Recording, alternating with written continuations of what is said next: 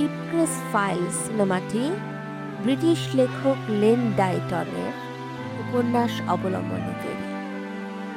গত 17ই মার্চ মারা গেছেন এই স্কুল ফাঁকি দেওয়া বালকটি, যিনি পরে তার গুপ্তচর বৃত্তি উপন্যাসের জন্য বিখ্যাত হন।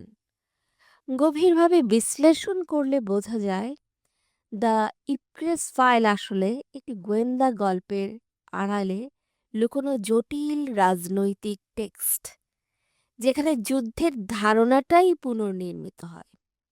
কোল্ড ওয়ারের সময়কার বাস্তবতায় দাঁড়িয়ে সিনেমাটি দেখায় কিভাবে রাষ্ট্রগুলো সরাসরি যুদ্ধের ঝুঁকি এড়িয়ে ইন্টেলিজেন্স ওয়ারফেয়ারের দিকে সরে যায়। এখানে প্রধান চরিত্র হ্যারি পামার কোনো নায়কোচিত সুপার স্পাই নয়, বরং এক ধরনের আমলাতান্ত্রিক যন্ত্রের অংশ। সে নিজেও জানে না সে কোন শক্তির হয়ে কাজ করছে। এই অনিশ্চয়তা খুব গুরুত্বপূর্ণ, কারণ এটি দেখায় যে আধুনিক যুদ্ধের বড় অংশটাই পরিচালিত হয় এমন এক অদৃশ্য কাঠামোর মাধ্যমে, যেখানে সত্য, আনুগত্য এবং নৈতিকতা সবকিছু আপেক্ষিক হয়ে যায়।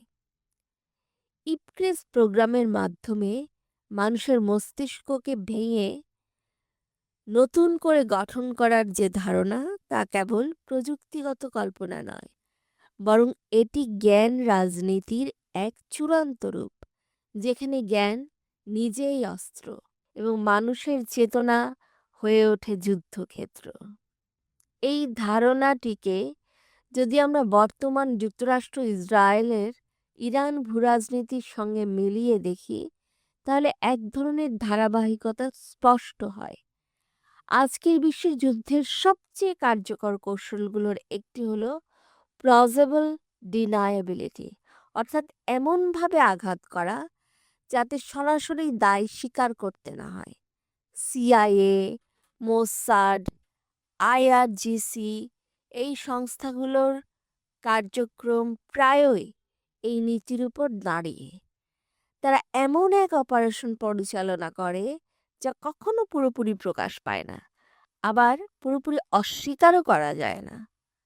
উদাহরণস্বরূপ, পারমাণবিক বিজ্ঞানীদের টার্গেটেড হত্যা, গোপন সাইবার আক্রমণ বা গুরুত্বপূর্ণ অবকাঠামোময় নাশকতা এসবই এমন এক যুদ্ধের অংশ যা অফিসিয়ালি যুদ্ধ নয়, কিন্তু বাস্তবে তা যুদ্ধেরই সমতুল্য। দ্য ইপক্রেস ফাইলের বিজ্ঞানী অপহরণের ঘটনাগুলো এই বাস্তবতার একটি প্রাথমিক সংস্করণ, যেখানে জ্ঞান উৎপাদনকারী বিজ্ঞানীদের নিয়ন্ত্রণ করা মানেই ভবিষ্যতের শক্তির ভারসাম্য নিয়ন্ত্রণ করা। সিনেমাটির সবচেয়ে গভীর দিক হলো এর ব্রেইন ওয়াশিং মেকানিজম, যা আজকের প্রেক্ষাপটে একেবারেই নতুন অর্থ পায়। ইপক্রেস প্রোগ্রাম যেভাবে আলো, শব্দ এবং পুনরাবৃত ইমেজের মাধ্যমে মানুষের মানসিক গঠন ভেঙে দেয়, তা আজকের ডিজিটাল মিডিয়া ইকোসিস্টেমের সঙ্গে তুলনা করা যায়। আমরা এখন এমন এক সময়ে বাস করছি যেখানে অ্যালগরিদম আমাদের কি দেখব, কি ভাবব এবং কি বিশ্বাস করব তা নির্ধারণ করে। এই প্রেক্ষিতে সোশ্যাল মিডিয়া প্ল্যাটফর্মগুলো এক ধরনের সফট ব্রেইন ওয়াশিং মেশিন হিসেবে কাজ করতে পারে, যেখানে তথ্যের অতিরিক্ততা, ইনফরমেশন ওভারলোড এবং নির্বাচিত ন্যারেটিভ, কিউরেটেড ন্যারেটিভস মানুষের বাস্তবতা বোধকে প্রভাবিত করে। যুক্তরাষ্ট্র, ইসরায়েল, ইরান যুদ্ধে আমরা প্রায়ই দেখি একই ঘটনাকে ভিন্ন ভিন্ন মিডিয়া সম্পূর্ণ ভিন্নভাবে উপস্থাপন করছে, ফলে সত্য একাধিক সংস্করণে বিভক্ত হয়ে যায়। এই বিভাজনই আধুনিক যুদ্ধের একটি গুরুত্বপূর্ণ কৌশল, কারণ বিভ্রান্ত জনগণকে নিয়ন্ত্রণ করা তুলনামূলক সহজ। ইরান যুদ্ধে আমরা দেখেছি যুক্তরাষ্ট্র ইসরায়েলের মতো ইরানের মিসাইলগুলো নির্ভুল নিশানা খুঁজে পাচ্ছে। ইতিমধ্যে অভিযোগ উঠেছে যে চীন, রাশিয়া তাদের গোয়েন্দা তথ্য দিয়ে সহায়তা করেছে।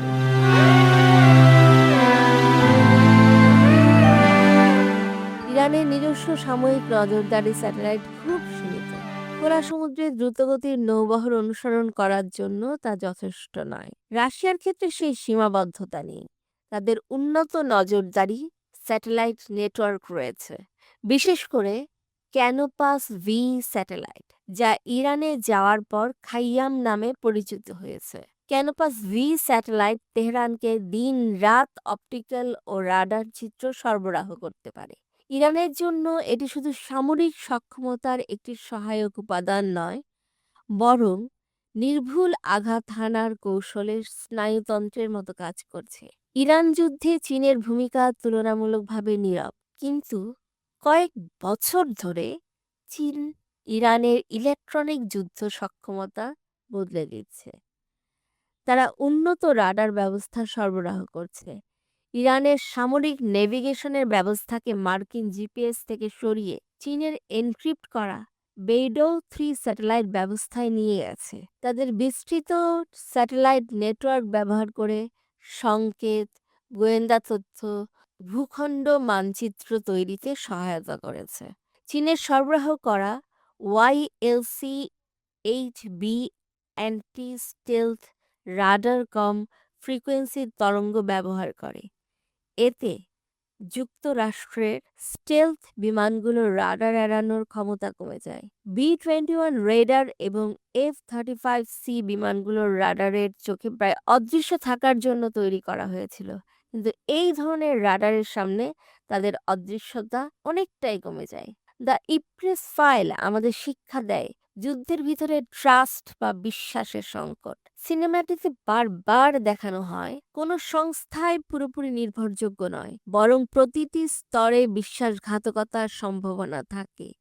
এই বর্তমান ভূরাজনীতিতেও এই বিষয়টি অত্যন্ত প্রাসঙ্গিক। মিত্র রাষ্ট্রগুলোর মধ্যেও অবিশ্বাস, গোপন এজেন্ডা, কৌশলগত দ্বন্দ্ব কাজ করে। উদাহরণস্বরূপ, একই জোটের ভেতরেও তথ্য আদান-প্রদান সবসময় স্বচ্ছ নয়, এবং অনেক সময় একটি রাষ্ট্র অন্যটির উপর নজরদারি চালায়। এই ধরনের বহুমাত্রিক সম্পর্ক বোঝার জন্য এই সিনেমাটি একটি কার্যকর মডেল প্রদান করে, কারণ এটি দেখায় ক্ষমতার রাজনীতিতে কোনো সম্পর্ক স্থির নয়, সবকিছু পরিবর্তনশীল এবং প্রেক্ষাপট নির্ভর।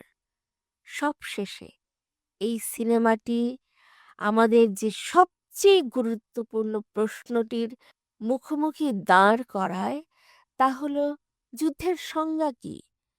যদি যুদ্ধ মানে কেবল অস্ত্রের সংঘর্ষ হয়, তাহলে আমরা হয়তো অনেক ক্ষেত্রেই শান্তিতে আছি, কিন্তু যদি যুদ্ধকে আমরা দেখি এক ধরনের অবিরাম প্রভাব বিস্তারের প্রক্রিয়া হিসেবে, সেখানে রাষ্ট্রগুলো একে অপরের চিন্তা, অর্থনীতি, প্রযুক্তি এবং সামাজিক কাঠামোর উপর নিয়ন্ত্রণ প্রতিষ্ঠা করতে চায়, তাহলে স্পষ্ট হয়ে যায় আমরা এক অবিরাম যুদ্ধের মধ্যেই বসবাস করি।